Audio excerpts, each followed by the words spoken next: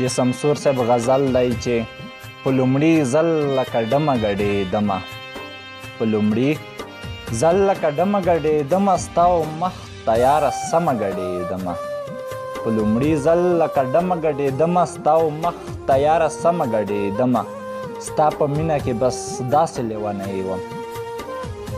ستا په مینه کې بس داسې لیونی وم چې په غم کې به صنمه ګډېدمه چې په خوب کې به مې ولیدې جانانه چې په خوب کې به مې ولیدې جانانه نو په ویښه به ستا تر چمه ګډېدمه چې په خوب